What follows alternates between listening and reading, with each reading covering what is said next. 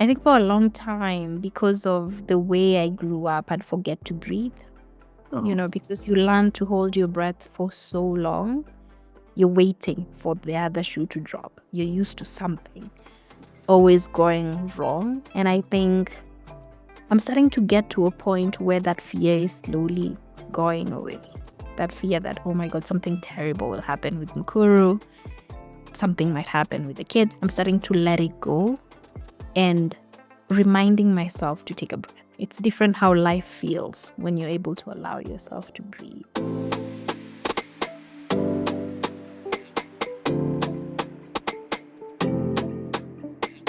Today I'm joined by Charlotte Magayi, the force behind Mukuru Clean Stoves, a social impact bringing clean, affordable, women-led energy solutions to families in Africa. Charlotte and I first met in 2018 at SOCAP, the largest social impact conference. We even shared a bunk bed. Charlotte, I don't know if you remember that. I've loved watching your journey ever since. Charlotte, welcome to the show. Thank you so much for having me. And yes, I do remember the bunk bed. Well, from the bunk bed to the global stage, so much has happened for you. I'm just so excited. I've been watching your journey everywhere on Instagram and LinkedIn and etc. In 2022, you won the Earthshot Prize. Prince William called you the Queen of Africa. Michael Bloomberg is on your advisory board. You're an African business hero. What does it feel like? Insane sometimes. It really does. And thank you for that SoCap memory. I completely forgot about that. But it's been a journey with a lot of up and downs, and what you just mentioned, which are, the highs of entrepreneurship, which is a really challenging but also rewarding journey. Yeah, and I would think for you, the reward is not just for your company, it's also personal, right? I know your story well, but maybe for others, if we can give them a highlight. You were orphaned at 10 and then became a teen mom. Your daughter got a burn, and this inspired you to have healthy cooking practices, right? How did some of those early experiences transform your journey? I think there were some accidents and tragedies that happened were very defining for my journey, because they're what led me here. They're what sort of informed what I was going to do with my life, not just as a job, but what my life's work was going to be. Mukuru was born from a pain, but it's brought me so much joy, and it's brought us so much fortune within my household, within my family, within my community, within my country. So that living that life, being an orphan, living in one of the largest slums in Nairobi, becoming a teen mom, having to drop out of school to take care of my daughter, and that progressing into us using a stove that was so unsafe that she ends up burning on it was a tragedy, but also part of the journey, just the beginning of what would then lead to something incredible, in my opinion, which is Mukuru Clean Stoves. And I have to ask, how is your daughter doing? She is great. She's taller than me. She's 14, almost 15 Oh now. my God, great Uh, girl. she's insanely big. She just joined year 10, now scaring me because it feels like she's going to be in college soon. But she's doing amazing. Still scarred because the burns were really severe. She has really big scars on her body, but she's also the most confident girl I've ever met. And something that I think as a young woman would have bothered me doesn't really bother her at all. Her scars are not something that she worries about or even discusses. She's great physically, she's great mentally, she's brilliant. She's a poet now. So we're working on publishing a poem book for her because we found out by accident that she's great at writing poems. She's Oh, I great. love that. Thank So you. I'm sure she's confident because of you. She's your daughter, right? But is she always that confident, or did the scarring affect her as a child? How did that affect you as a mother watching your child hurt like that? And in the world that we live in, children really go through a lot with bullying and stuff like that. So just for all the parents watching, how do you walk that journey with your child and make sure that they're emotionally cared for and show up in the world as beautifully as their souls are? Mm-hmm. Mm-hmm. You're right. My daughter was affected by this curse as a child, and she didn't talk much, as a kid, even as a preteen. She was a very shy girl. She got bullied a lot because of the scars on her hands and on her legs, and there's not really much you can wear to cover it up. We live in a country where it's hot. It's not like you're going to be covered up all the time. So she did face a lot of bullying in the beginning, and then also growing up in a slum, because that's where we started off. There wasn't enough opportunities for you to even learn some of those things that you could do to help your kid. But as I've grown, we've grown together, she and I, because I'm also still growing up. We've formed this relationship where if there's something that needs to be discussed, if there's something that happened out there, she's able to come to me, she's able to text me and say, hey, mom, this person said this, and this is how it made me feel. And we're able to overcome that together and talk it through. What's really helped is her knowing that she can always come to me and we'll always talk about it, and trying to remind her of who she is away from the scars. I'm trying to remind her of how brilliant, how beautiful she is. And that really has helped us navigate me being a teen mom, a mom who's trying to also run an organization within a slum and then getting out of that and now being able to provide us with a better life, in a sense. But I will often connect that to my mom, because I tell people my mom died when I was very young. My mom died when I was 10. My dad had died 8 years earlier, so I didn't really know him. But my most fond memories of myself and my mom was the moments when she'd look at me as I was playing and go, oh my God, you're so beautiful, or I'd say something and she'd say, you're so smart. And my mom was not someone who went to school, but there are some things she said, ways in which she talked to me that instilled this confidence in me that even though she died so early on, I retained them. And as an adult, I'm able to use that to encourage my daughters. I have 2 daughters now, and just allow them to understand that whatever you look like on the outside does not determine who you are on the inside. So my kids know, like, I might have scars, I might not look like this other person, but my mom say I'm gorgeous, and my mom argues that I'm the smartest person in the world, and I think that helps. Moms are the best. Honestly, they speak life into us, right? No matter how long we have them for, a mother's love is always to be cherished. But when they speak life into you, and I'm sure that's why she's so confident. That's why I said just because she's your daughter, right? You spoke life into her, and you really took care of her heart, right? And to know that's what counts as a human being in this world. So, for those who don't know you from Mukuru Clean Stoves, maybe just tell us a little bit about the company. What problem are you solving, and how are you going about it? Mukuru Clean Stoves is a social enterprise which was founded in 2017 in Nairobi, Kenya. It's an organization that uses recycled metal to manufacture clean cook stoves, and then we work with local women business owners to distribute to the last mile. We're currently based in Western Kenya. We do all our manufacturing in Western Kenya, all local. We use local recycled materials, and then we distribute to northern Uganda and northern Ghana. More recently, we developed the first in the world mosquito repelling fuel. It's patented in Kenya and the US. And essentially, what it does is it allows families to alternate from charcoal or firewood to a more sustainable fuel, a fuel that emits less smoke, pollutes the environment 90% less, but also allows you to fight malaria as you cook, because it repels mosquitoes as you cook. I love the mosquito repellent product that you have, just generally. I mean, from East Africa, we know how much mosquitoes we have, but the fact that it's infused in the cooking product. For the clean stove, I know you've said that it's cost $10, right? And it reduces emissions of up to 90%. So how are you able to balance affordability, safety, efficiency to get it to that price point? And I know $10 maybe for some of us is not that much, but for $10 for the socioeconomic level that you're targeting is quite, maybe not expensive, but it is money that they have to think about, right? How are you able to balance all of that and still provide them with a quality product that they're like, yes, I'll invest in this? The stove itself, the reason why it's even $10 is because the stove I was using was about $3. At most, it would have been $5, but it was emitting a lot of smoke because of its thermal efficiency.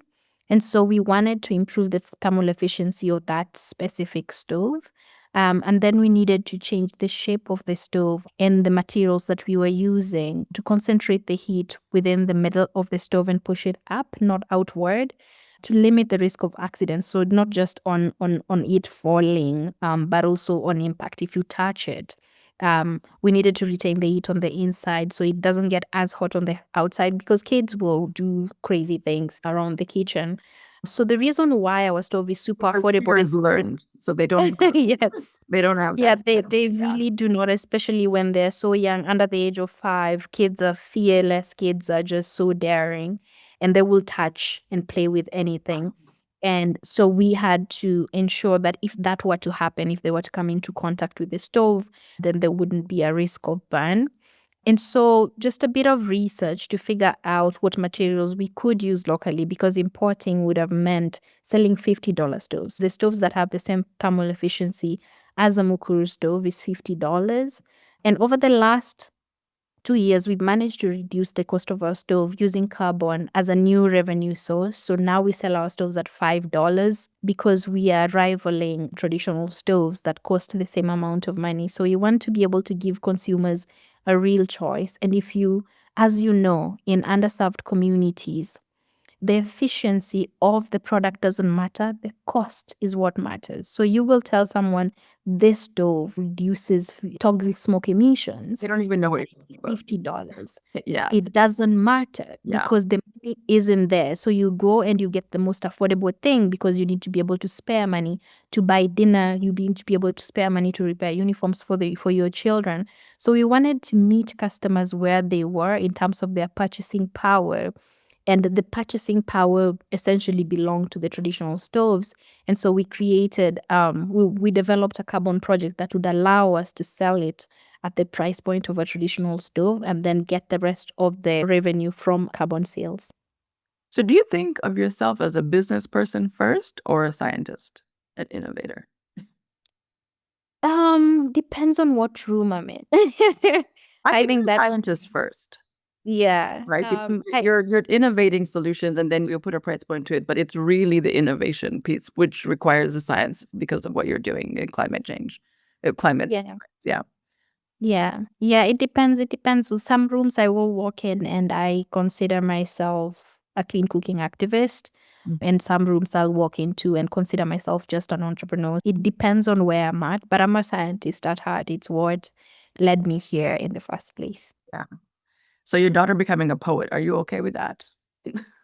I am more than okay with that. I think there's some of those things that bring joy, and my daughter's being a poet is not just about her choosing a career that's not law or science or medicine or whatever, but it's her getting out of a shell. My daughter used to be insanely shy.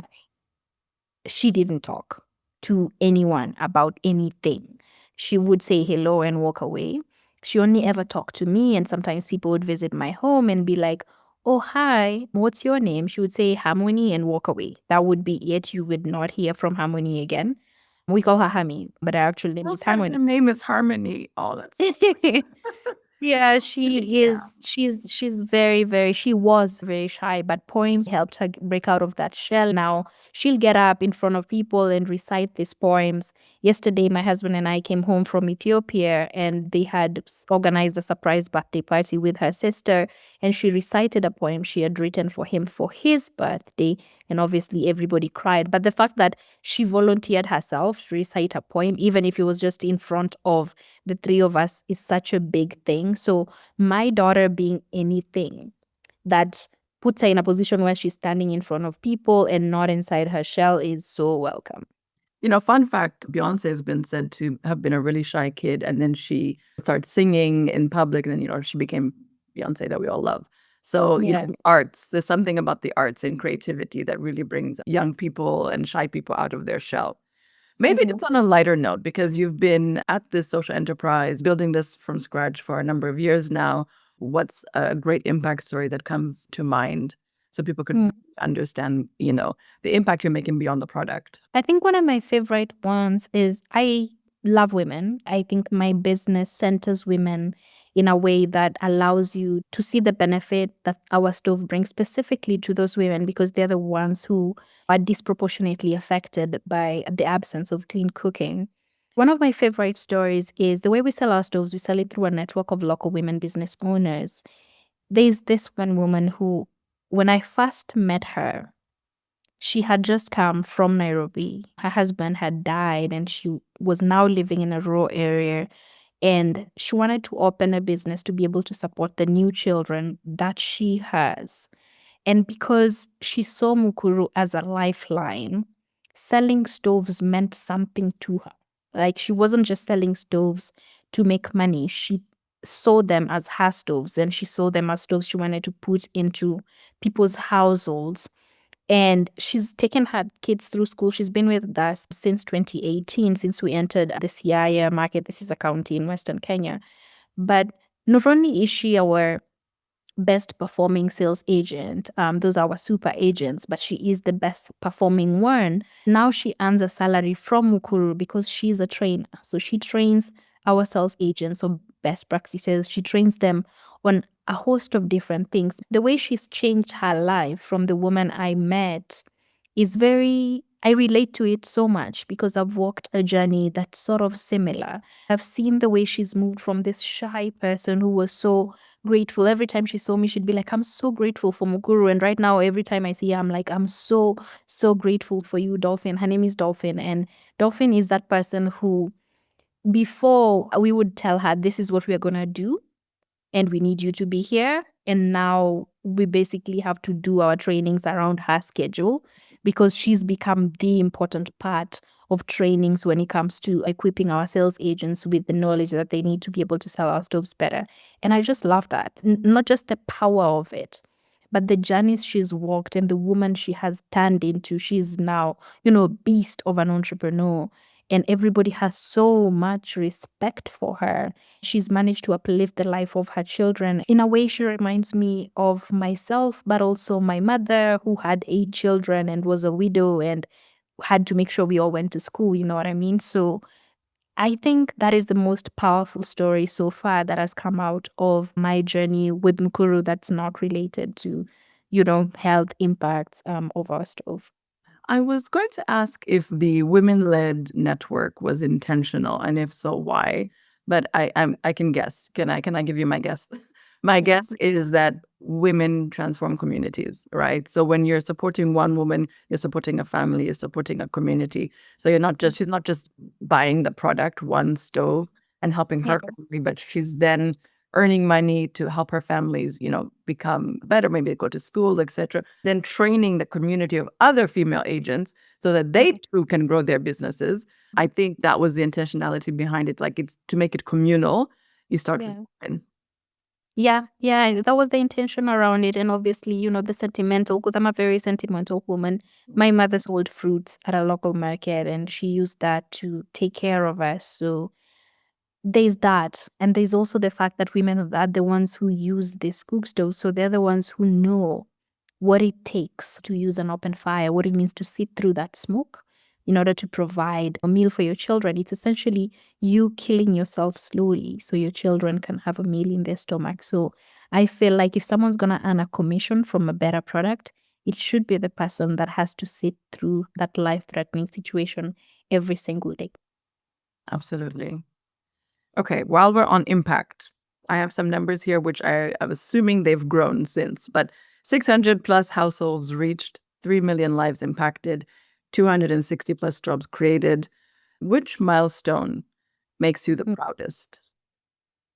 Which milestone makes me proud? The milestone that actually makes me the proudest is the amount of money earned, the commissions, and the salaries that we pay to local artisans. So cook stoves are not made in Africa for the most part. They're made in Asia. But we've managed to create this network of local young men and women who manufacture our stoves. And those numbers, I find them impressive. They've passed $2 million so far of people, everyday people who do fabrication work, who are employed at Mukuru, who now have health insurance because they're not workers, they are salaried workers. They get the full benefits of workers. They earn the commissions of making the stove, but they also have a basic salary.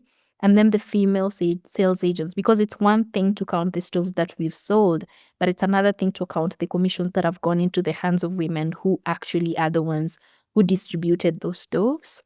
I also like the impact that we create, because every time we build a factory, we build a library next to it. This is something I never really used to talk about before, but I often tell people that because of the way I grew up, oh my God, I'm gonna cry. It's a Sunday. We should not have podcasts on Sundays, but because of the way I grew up, I got a lot of opportunities because of my love for books, I think, which is another reason why my daughter really loved reading and then ended up wanting to be a poet and writing her own poems. Because I loved books so much, I got so many opportunities. I often tell people books saved my life because I read so much that my teachers noticed. So I was one of the two students in my school that had a pen pal. And so you'd write to this friend in the UK that you had never met. And you Showed your had that. age. Pen pals? I am old, guys. No, you're but but I had but a pen pen pal, yeah. pal. This- And I was able to get opportunities to speak in school, to become a journalist, the school reporter. I told this story to my daughter, and she was like, "Do you think if girls had a library close by that they could go to and read, do you think it would open doors for them as well?" In a rural area, setting up a structure is the easiest thing. If you can set up a factory, then you have enough resources left to set up a small library. And it's like hidden, within that community. And the girls and the young boys as well can show up within this library and read and just open their minds to new worlds that are outside of that place. And so whenever I say I have 3 factories in Kenya, it also means I have 3 libraries in Kenya that young people in situations like I was in are able to benefit from. And that's an impact number that now I want to talk about more because Absolutely. Yeah. it brings me a lot of pride. Is it open to only the employees and their children or also to the communities that you serve in that? It's open to the entire community, not just the employees and their children. Speaking about communities and markets, I know you mentioned you're in northern Uganda and Ghana, but I did read that you're in 6 African countries. What is the expansion plan looking like? How's it going? And so we are currently building a factory in a place called Tamale in Ghana. In Uganda, we've set up a distribution center. Ghana is supposed to help us distribute across certain West African countries. So we're looking at Sierra Leone, Senegal, Togo, Benin, and maybe Nigeria as well. In East Africa, aside from Uganda, we're looking at South Sudan, we're looking at Congo, which is not East Africa, but central. But those areas, the areas that we target with our stoves, are the countries with big populations and high rates of poverty. Because what that would mean is rural electrification in those specific areas is very minimal or has not even happened yet. And they're still potentially using open fires to cook.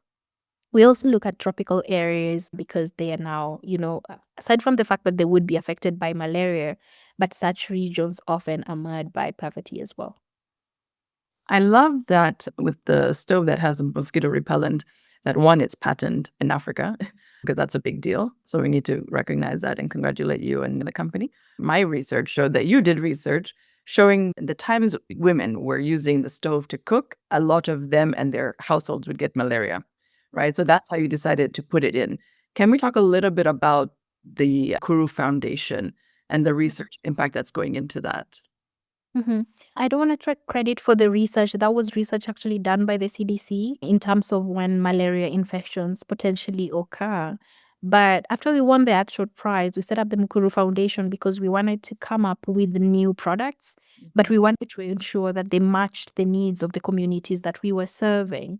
Initially, we planned to build, which we have built, a 10-acre model world village. This is a 10-acre piece of land with different models of homes across Africa. of how people in disadvantaged communities live. So the Makuti in Nigeria, the Maasai homes in Kenya, and different ideas of homes in South Sudan. The reason we set it up that way is because whatever product we were building, we wanted to test its efficiency in that model of a home to see how it worked for those specific people. For instance, the Makuti in Nigeria is built on a large water body. It's built on top of a large water body. If you're going to build a specific stove, or if you're going to create a fuel that repels mosquito, you want to test its repellency or its efficiency within that environment to determine whether it works. Because you might test it in Homa Bay, Kenya, and then you to take it to Port Harcourt in Nigeria and it doesn't work there. So initially that's what we wanted to do. But then I read this report by the CDC, a report that my daughter read to me as we were cooking. And it was essentially stating that people were still catching malaria even when they have access to mosquito nets. They were arguing that either they were catching it right before they go to bed or they weren't using their nets. But what we know with people in disadvantaged communities is if they have access to an intervention and they have children that need said intervention, they will use it because you do not want to spend money on malaria medication the next day or the next week. And Yeah, or so catch malaria means you don't go to work that day. A lot of these people yeah, earn per day, right? yeah, it costs you, Yeah. it costs you money, it costs you time, and it's a mess. So what made more sense was that they were catching malaria right before they go to bed. My daughter asks me, what are they doing before they go to bed? Yeah, of course, And outside cooking. they're cooking or they're eating. In a rural area, you don't have access to power. So you cook, you eat, you go to bed. That's the progression of it. And so we figured, could we make a fuel that repels mosquitoes as you cook to help protect these communities as they were partaking in that activity? And then we went on to manufacture a fuel that repels mosquitoes for 6 hours from the time that you light it, giving them enough time so that if you light it at 5 p.m. and you go to bed at 9 p.m., you're still protected by the repellent that was in the fuel that you burned 2, 3, 4 hours ago. That helped inform what we did. We talked to some of our partners, and a lot of them were happy to join in and provide us with the financing to develop this fuel. This was done in Western Kenya using pyrethrin, which Kenya and Uganda are the largest producers in the world, and has been used in other malaria products. Not harmful to people. We did the test ourselves as well. Pyrethrin is super efficient and has been proven time and time again that in small quantities is not harmful to human health. So a lot of R&D, research and development, product development, go-to-market strategies, product sales, community development. How do you not burn out? You're also a mom, you're also a wife. How do you take care of yourself? How do you make sure that you have the energy to carry on and, live another day and make everything bigger and better? I think you'd have to be a machine to not burn out in this life. I think we all do. We all have those moments where you just can't anymore, especially when you're really pushing so hard and it's not working a lot of the times, especially when you're doing R&D. Developing a new product is really not fun. I need to stop doing it. Oh, you need to continue. They need you. Yeah, but I do burn out. I do have moments where I need to a minute. I need to take a break. And What I've does that learned look like for you? that looks like taking a month of work. Okay, like going to the spa. Yeah, just Yep. not. I will go. My favorite place to go when it's too much is to go to my rural home. It's quiet. There isn't many people there, and sometimes you don't just need a break from work. You need a break from being a wife and being a mom. And I stopped feeling guilty about that, and I'm able to communicate. I will not be good in this role Yeah. right now and I need a minute. And so I'm doing that. And I've also decided to take an even bigger break next year to get my executive MBA. I just got accepted into INSEAD. So Oh, doing congratulations. that. Thank you. I'm going to be doing that for a year. So I will be, for the first time in my life, working part-time for Mukuru. But I also So the master's is full time. it's not full time, but I'm taking the time off for myself as well. So I will be studying and traveling and just seeing the world, which is a dream that I have. If you check my Instagram, you'll see I really, really, Trust really me, I love know. I'd be on. it. But okay, so how does that work for the business? So do you have like a COO? Do you have different country directors? Have you set up the team so that you can step away a little bit? I have a chief of staff who can shadow me really well. We've worked together for 3 years, and she can be me in moments when I am not able to. We've set up the business so that, for instance, our research team, I'm not involved in that. It'll be my ideas and I will be able to communicate that, but I'm able to step away. I wasn't able to do that before. Now, 8 years in, everything has its own leadership. And I've stepped into this role where I will come up with ideas and I'm the brand ambassador of Mukuru. Like, I'm the one who shouts the loudest about the work that we do, but I'm not as involved with work in Mukuru. And I'm going to be taking a step back from even the brand influencing for Mukuru to just focus on self improvement and just take care of myself as a person. I feel like I spent my late teens being a teen mom and then my early 20s being a wife and a startup founder. So I want to spend my 30s also remembering to take care of myself. As of October, I will be able to take a step back and focus on improving my professional and personal life and just living, not just for other people, but for myself.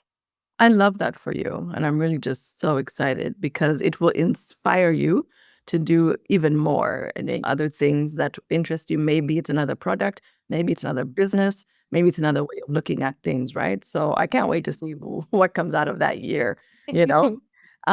Okay, so you did say, and I know you're a wife because I follow you on Instagram.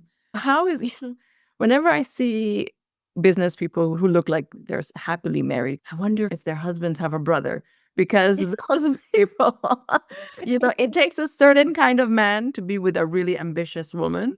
They have to be supportive. Ambitious women only marry supportive husbands, right? So how has it been with the marriage? And you talked about balance within family, with marriage and children. And I'm sure he's a supportive spouse for your business. And now you're stepping away to go back to school. How has that been? Where did you meet? Where did you find such a nice person? Give me some tips. Oh my God. I often joke and tell people that my husband is God's I'm sorry to you because I had such a difficult start. Oh, that's a So blessing. I feel like my husband is God's, like, he's a breather because often I do look at him and I think you really have to go through a lot because of the woman that you chose. But because of the woman who raised him, and shout out to boy moms who raise Right. good boys because Out. Yeah. he was raised by a powerful woman who his mom was a primary school teacher. She left the house at 5 a.m. and she came in the evening and she expected food to be ready and things to she wasn't his mom was not someone who walked around the house. Yeah. Most African moms, especially her age, did. That is And true. so when I met him and I communicated, I don't cook, I know how to cook. I just want to because I actually have better things to do. And he wasn't That's shocked. He why was I'm like, sorry. "Oh, don't Wait, worry, pause. I can You cook." don't I was cook and you have a cooking stove company. I Girl. know it's hilarious. I build stoves. I don't Yeah. cook. You Yeah. know what I mean? Yeah. You're not a chef. Yeah, even though I was an orphan, I was raised by 4 boys who did not raise me to be domesticated. I would do really silly stuff to get out of cooking. Like, for instance, I would intentionally ban food. I kid you not. So my brother wouldn't make Or you just food. burnt the food. No, I burnt it intentionally so that the next day they wouldn't think, let's make Charlotte cook again. And I remember when my husband came to pay for my bride price and my brother stood up in front of the old elders and was like, I just want to let it known that my sister doesn't cook or clean. And so if you're going to marry her, this is your last chance to back out because you will not be returning her because she doesn't do those things. So make a wise choice. But when I met my husband, I had a 3-year-old daughter that I had had at 16 who did not have a father in her life. And to him, still, he looked at me like he was the luckiest man in the world. I had a conversation with him for an hour on our first date, and he looked at me and he said, "You're the most brilliant woman I've ever met. And I think you're going to do amazing things with your life." And I thought, I must be insanely gorgeous if he's saying that. You are. um, uh, Yes. He's also right. he, Yeah. He has maintained that over the years. He's maintained that his role is to make sure that he puts me on a pedestal and he gets out of my way so I can achieve the things that I need to achieve, which is beautiful because he's also an entrepreneur with an insanely demanding job. He runs a microfinance. He taught me half the things I know about entrepreneurship. And he's that dad who, when we get called to go to school, when they call me, I call him and I tell him the school is looking for you. Even though I'm just at home, I've gotten used to him being the parent who goes to school. And that's been really helpful. The work that I do can sometimes be so stressful that if you're not able to have a partner show up for you in that way, it becomes even harder to raise your children because you don't show up as the mom they need. I've gotten really lucky, but I think I've also shown up in this relationship, making it very clear what I will accept and what works for me and what doesn't. And just giving the choice of would you like to stay with me and help me with my ambition, or would you like to go have a relationship that's slightly different from what I'm offering? And I want to say I got lucky and married my best friend, which is super cliche to say, but he really is my best friend because he's currently dancing as I'm talking to you to distract. Oh, so cute. I didn't even know that he was an entrepreneur as well. So that really means that you're like a power couple. And sometimes that can go either way. Like Mhm. you end up competing or you end up Yeah. collaborating. And it sounds like you collaborate. Like whether he supports you in the business or he supports you as a person to make the business even better, I think is a win-win either way. Fantastic. Okay, so maybe just to ask about the future of Mukuru, right? You said you wanted to reach 1 million customers in 3 years and 10 million in a decade. What will it take for you to get there? I think right now we are all set. We need to reach a million customers by the time we're turning 10. We are currently at 700,000 and we're going to meet that goal before our 10-year anniversary. Right now, I am not supposed to say this, especially in front of investors, but we do have everything we need to get to a million. This is going to go online. Let me know if you want me to cut that out. I know, but that just means then I have to change the goal. The goal should not be That's a million. true. You have to do it. The goal should be more, but we've come a long way. We've gotten really lucky because I know a lot of people work hard, maybe even harder than I do. But I got really lucky to get into rooms, to get mentorships. When I met you, I met a very old white dude who basically volunteered to be my mentor. And he helped me so much. He put me in a position where I was able to scale faster than I would have had I not come across him or someone like him. So I want to say that was like, He me. invested in the business or he invested in terms of mentorship?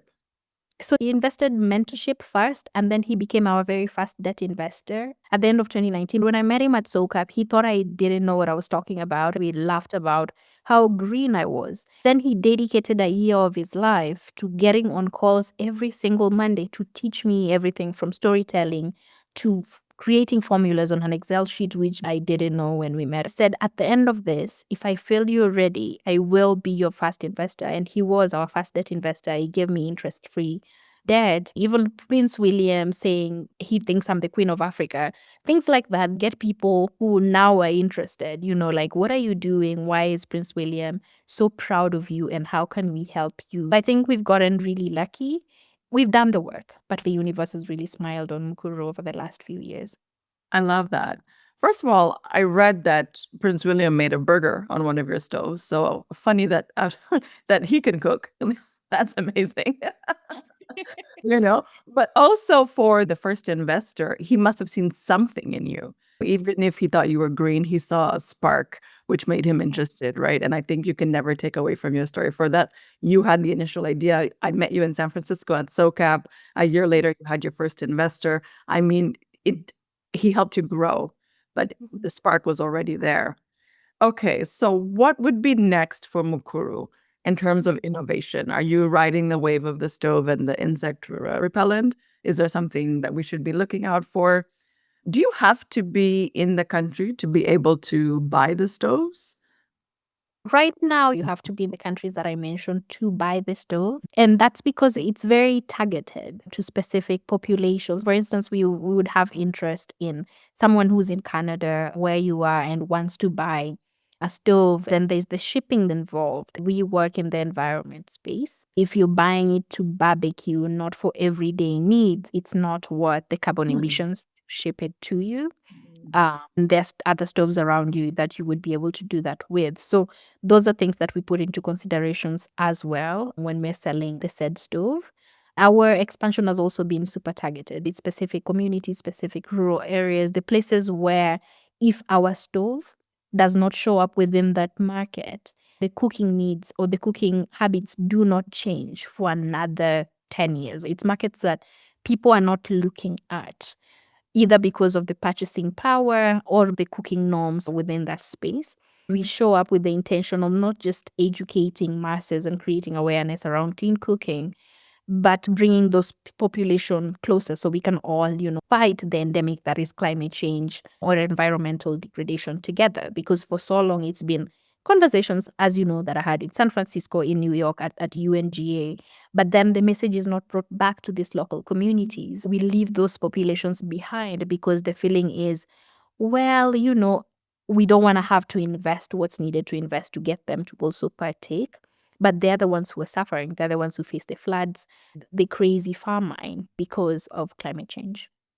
So, just touching on that point of, it's not New York, it's not where. Building in Africa requires a certain mindset, a certain tenacity. What have been some of the best parts of building in Africa?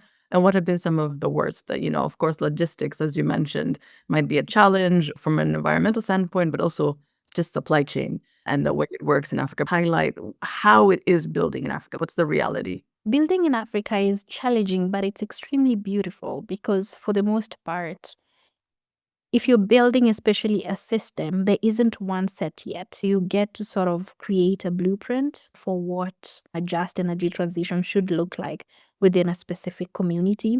So there's the fun bits of that, because you get to implement the ideas that if they were implemented in 1980, they would not work right now. The challenge then is the belief that because that system does not work, it's not worth investing in. So getting the resources that you need to be able to set up a system like that can be challenging. Often, you're not able to mitigate that if you miss out on the richest part of these communities, which is its people. One example that we had when I moved from manufacturing in Nairobi to manufacturing in rural areas, a big challenge that we faced was the talent. A lot of the young people are in Nairobi, and we were missing the mark. We had women that we were partnering with who are connected in specific networks, and they had the people we needed. We just didn't think to ask them for their help. Once you connect, every resource you need is within that community. You just need to ask the right people and use the right terms. Then you're able to get the resources that you need. And that was a game changer for us. We had people moving from big cities to come to smaller towns where Mukuru was based just so they could get to work with us, because it had been communicated that this is a brand that works. This is an organization that has been in business for a really long time. And these are the people who've worked under it for over 5 years, are getting paid really well, are living good lives, even though they live in a rural area. So I think those systems, even though they're not there, or even though they're challenging, if they're there to, navigate, what makes it easy is the collaboration. What makes it easy is asking for help within that specific community. They know what works and what doesn't work. They know, for instance, which materials to use and where. You'd be surprised what a local woman business owner will tell you about how to display a stove that's so different from what you read in marketing class, for instance. The local knowledge is Yeah. top tier. And I love the fact that the jobs are going the other way. They're going from the cities to the rural, because we always talk about, in the development world where I work during my day job, how do we support young people to get jobs off the tarmac? Everybody wants to move to urban areas. There are not enough jobs. You're already creating a solution. And I think that's what people are missing about building in Africa now, although it has its challenges for sure. We're not in denial about that. But as you said, it's really nascent. And if you have a bit of patience and resilience, you can be a pioneer and be at the start of something beautiful. And local knowledge is very essential to that. This podcast is about building builders in Africa and people of African descent, even in the diaspora, building better lives, really living fully. So what does living fully mean to you? Oh, I think I'm getting to that part where I think for a long time, because of the way I grew up, I'd forget to breathe, Oh, because you learn to hold your breath for so long. You're waiting for the other shoe to drop. You're used to something always going wrong. And I think I'm starting to get to a point where that fear is slowly going away. That fear that, oh my God, something terrible will happen with Mukuru, something might happen with the kids. I'm starting to let it go and reminding myself to take a breath. It's different how life feels when you're able to allow yourself to breathe. are there some rituals that you do? Like, do you meditate? Do you do yoga? Or is it literally just taking a seat back and enjoying your laurels? I read. I have a very special relationship with book. I have a competition with myself on how many books I can read a year. I'm especially obsessed with autobiographies written by powerful women. If you ever What is your try to favorite? read a book. And so far, it's still Unbowed by Wangari Maathai. Mine? She's my Oh, personal hero, but she's just she a rebel. influenced you? Yeah. She influenced me. She's someone I look up to. A book I will continue reading over again, especially when life feels confusing or challenging or when you feel beaten. But I go back to my books. So I'm my happiest when I'm reading. I feel richest when I have a lot of books. And so, when there are certain material things that make someone feel secure. I feel secure in my book. So if you walk into my home, you will notice that there's an insane amount of books because to me that is what signifies how wealthy I am. So you're like me. You still like physical books. You're not a Kindle person. Yes, And me I do. neither. Yeah, I've lived all over this world, and every time I travel, the heaviest stuff I have yeah. are boxes of books, right? People are always like, "Why don't you just get a Kindle?" I'm like, "It's not Yeah. the same. You need the cover art. You need you to hold the book, And some people highlight, like the whole." audiobooks. It doesn't make sense to me. I don't understand audiobooks. Like It's maybe podcasts, but audiobooks, I don't know. I don't get it. I've gotten gifts. Like people have gifted me audiobooks and I'm like, I'm not gonna do that. You're gonna get me the hard copy if you actually want me to read the book. Yeah. I have libraries in every house that I own just because to me books are it. Books are what mean that I have made it in life. I just got a library card for the first time in I don't know how many years, just the other day. And my mom said, "A library card? Who gets a library card in 2025?" And I was like, "Well, I went in to use the multimedia system, but then I fell in love with the books. And I Yeah. just sat there, or some of my favorite stores I'm filming this out of Toronto. We have a bookstore called the Indigo. It's just so pretty. First of all, it's so pretty. So you go, you have your coffee, you have your book. I realized how much I fell in love with. Maybe it's the silence, the quiet the quiet of the knowledge Yeah. in those rooms. I just love it so much. I'm so glad you said that. But I mean, you've accomplished so much. Taking a break now makes sense when you're on Forbes 30 under 30 list, right? Do you feel like you have arrived? Or do you feel like there's still so much more to do? No, there's a lot to do. There's a lot. My husband keeps saying that I like changing the goalpost for myself. Yeah. But there are certain things I want to do in my 50s that then I will feel like I have arrived and they can only happen. Okay, French, we're still in the 30s. We just started the I 30s, really. So what's the goal for each decade? What's the goal for the 30s, the 40s, the 50s? The goal for the 30s is personal development, self-development, self-actualization. I think I'm walking into my 30s and I want to create a legacy for myself. For my 40s, I want to realize the impact of that legacy. For my 50s, I want to do epic things. I want to do the work like that Ngozi Iweala does right now, but for the fun of it, not for the money. I want to walk into rooms and be known as not just someone who championed for clean cooking, but someone who championed for girls' education and did things herself to make sure that girls fell in love with studying, not raising themselves to fit a certain standard so they could get husbands. You know what I mean? I think my age, girls were raised, do you know how to cook? No one will marry you. I want to be known as a woman who taught women that no one will marry them if they don't know how to properly read or, I love that. Do you think that that. that's something that the Mukuru Foundation will eventually get into, like Yeah. scholarships for education? Yeah. So we're already doing that. We're already doing that. So what we do is I'm creating a different foundation for it just because I want it to be something I share with my daughters, collect a lot of impact stories. This is how it started. We would work with households where children lived and these children went to school. If they participated, they would become part of our scholars. We pay for their school fees. Now we have the libraries, we call them chance libraries, chance scholarships, and we will work into chance global fellowships or whatever it turns into. But I want to build that so that in my 50s, I get to enjoy. That's why I was saying 50s. I feel like the women I look up to the most was something that I really admired when they were in their 50s, like Toni Morrison or Indra Nooyi. I look at them and think they're really living their best lives in their 50s. Yeah. And I cannot wait to get there. Hopefully, I live until I'm in my 50s. But if I We pray for do, long life.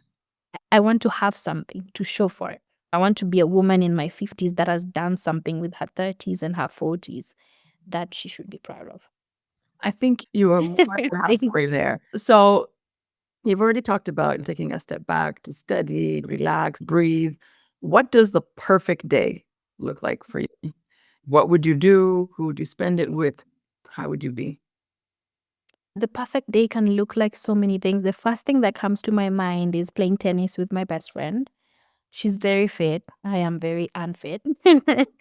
But for some reason, I am able to keep up with her when we play tennis. A That's very perfect day. active. I love tennis, but it's very, oh It my God. is. It I is. don't think It's I the can play only probably sport. like more than 30, 40 minutes. People are It's like, the oh, only for sport I've hours and ever hours. I'm like, I played. don't have that stuff. No, I do love it. Yeah, it's beautiful. It's the only sport I've ever played. I discovered it this year and got my friend to play with me. I really love discovering new countries. So traveling, being at an airport is really amazing. I could live at an airport as long as I love the there's people a watching. yeah. Watch. Yeah, just seeing what mother is telling her kid about running around holding their iPad in a very dangerous or unsafe way, or being in my rural home reading. I really love my rural home because it's very, very, very quiet, insanely quiet. And just being there with a book. A very introverted person who had to learn to be an extrovert because of work. And so those moments that I get to just be by myself are really, really special. And then just hanging out with my family. My family is mad, loud, and we laugh a lot. Laughing, using your belly to laugh. When you go to bed, you have a very beautiful night's sleep. I just have to. First of all, I'm an introvert, forced extrovert. It's a long story, but we won't get into it. But I completely understand. I have to, at last question, I have to ask because I feel like it's a signature look. I just wonder if it's intentional. The big Mhm, hair, is it mhm. just personal style or is it like my crown is my glory?